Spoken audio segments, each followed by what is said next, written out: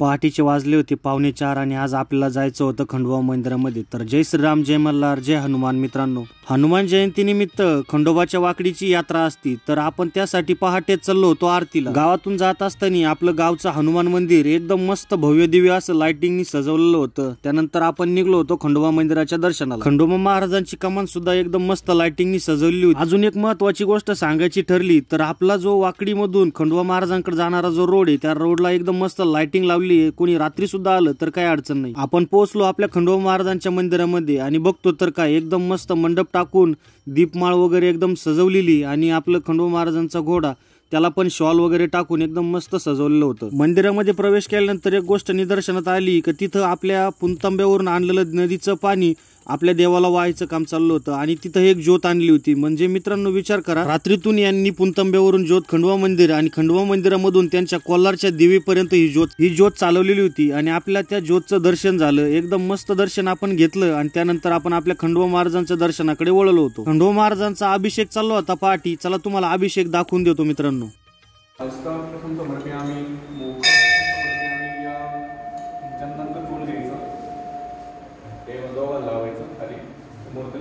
खंडोबा महाराजांचं दर्शन घेतलं आणि संपूर्ण मंदिराचा आपण प्रदक्षिणा घेतली, तोपर्यंत अभिषेक चालू होता। मग संपूर्ण अभिषेकाची एक व्हिडिओ घेऊन टाकली।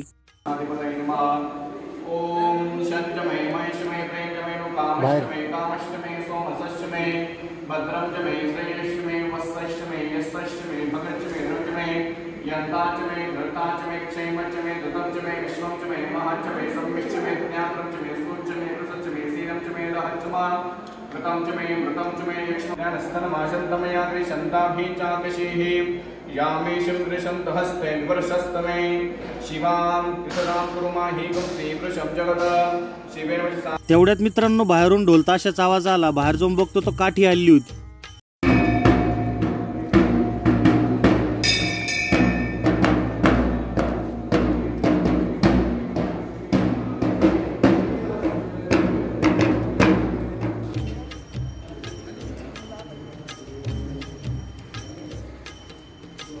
थोड्याच वेळात अभिषेक संपला होता आणि देवाचा शृंगार करण्याचं काम चालू होतं। अभिषेकाला बसलेल्या मावशींनी देवाचे दोन्ही ताट तयार केले, त्याच्यामध्ये दिवा आणि कापूर तयार करून लगेच दत्ता गुरुजींनी लगेच देवाचे दोन्ही मुकुटे घेतले आणि त्याला कुंकाचा आणि चंदनाचा लेप लावायला चालू केलं होतं।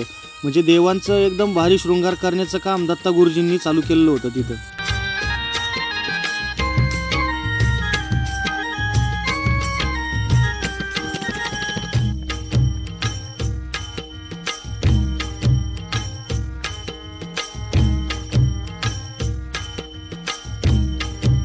गुरुजींनी चंदनाचा लेप आणि हळदी कुमकुम लावून त्यांचं काम पूर्ण केलेलं होतं। मावशींनी आणि काकांनी एकदम मस्त देवाचा शृंगार केला आणि तेवढ्यात लगेच गुरुजींनी देवाला पंचा आणि देवीला शॉल घातलेली होती।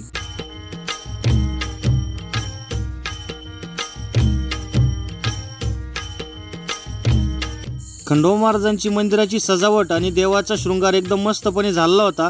त्यानंतर देवाला ओवाळून घेतलं आणि आरतीचा टायमिंगचा वेळ झाला होता। आपले मित्र आनंद भाऊ तिथं मंदिरामध्ये पोहोच झाले होते आणि त्यांनी आरतीच्या सुरुवातीच्या आधी शंखनाद केला, येळकोट येळकोट जय मल्हार।